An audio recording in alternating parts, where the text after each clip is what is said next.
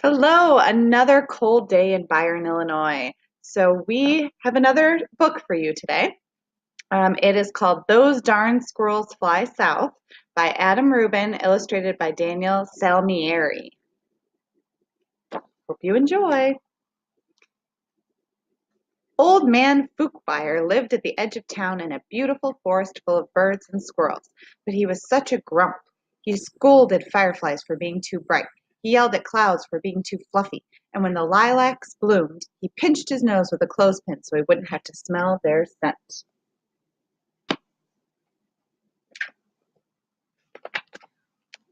Even for a grump like Fookwire, it had been a glorious summer.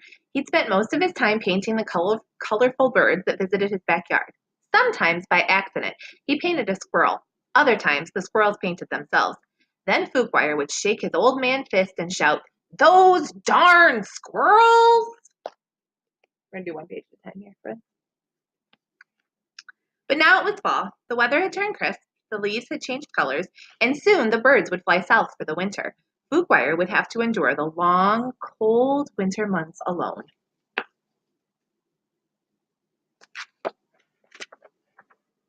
Well, not exactly alone. The squirrels would be there too. Normally, the squirrels spent winters playing ping pong, building ships and bottles, and knitting, but this year they had other plans. They were curious about where the birds went for winter vacation, so they decided to follow them. Now, not many people know this, but squirrels have a comprehensive understanding of aerodynamic engineering. They built gyrocopters, okay, from pine cones. They built gliders from leaves. They even built a zeppelin from an old shopping bag. You guys could build some of these things today. Very inventive squirrel. When the first frost arrived, the bonga birds took off, followed by the baba birds and the yaba birds. They circled the house, waved goodbye to Fookwire, and headed south. The flugel bird spent a few minutes scarfing up the last of the farfel seeds. Then he took off too. Fookwire pouted as the sound of flapping wings faded into the distance. He turned to go inside and heard a rustling in the trees. A rustling followed by a whir. A whir followed by a buzz.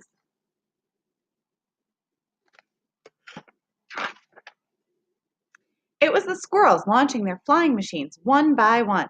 Some of the aircraft flew straighter than others, but eventually they all flew up, up, and away from the harvest-colored treetops and into the cool blue autumn air. The old man could hardly believe his eyes. "Great googly moogly," he said. "It's a whole flock of flying squirrels."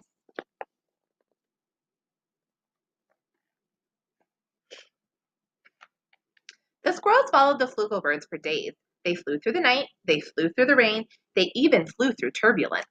Finally, just when the squirrels thought they couldn't fly any longer, the flugel birds swooped down and landed gracefully on a beach.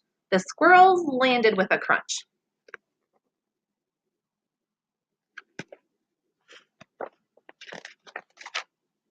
The beach was so warm and beautiful, and the squirrels were so happy to be done flying, they decided to have a fiesta.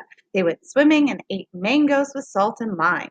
They played the marimba, I okay, don't know. and danced the merengue. The party lasted all night long. Imagine this.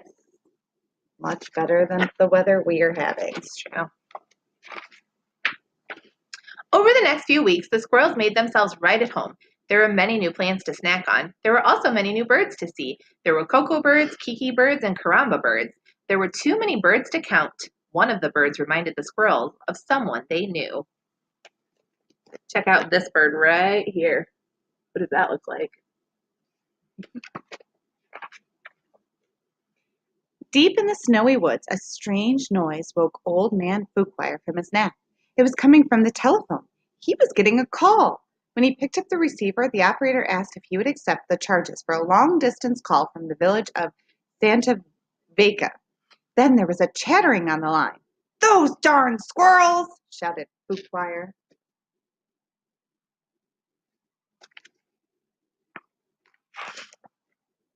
The old man missed the birds, and even though he would never admit it, he missed the squirrels too. So he decided to join them.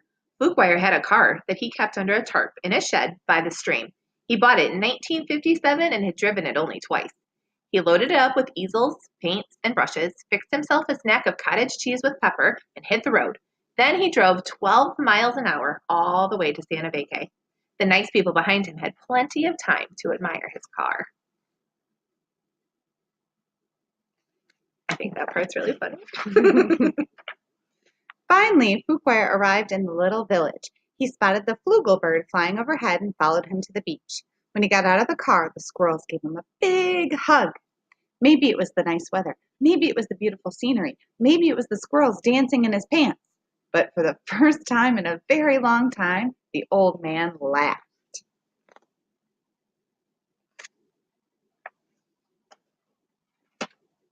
Soon, Fuquire set up his easel and began to paint the local birds. Jabba Jubo, sang the Cocoa bird. Bada Bobo, sang the Kiki bird. Fuquire was overjoyed. The birds here are even more amazing than the birds back home, he exclaimed. Harumph, muttered the flugel bird.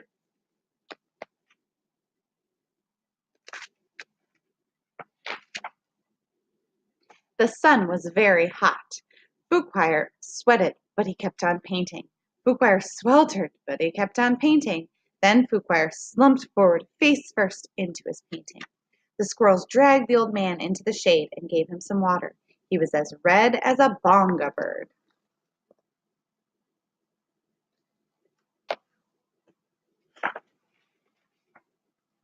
He decided it was time to go home. The squirrels decided to go home with him.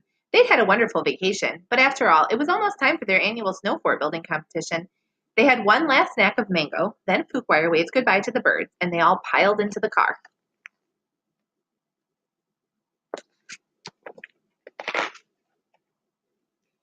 The trip back home was much quicker for all of them. The squirrels drove most of the way. Those darn squirrels!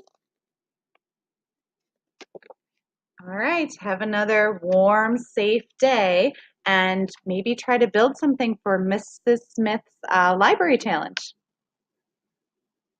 Eek.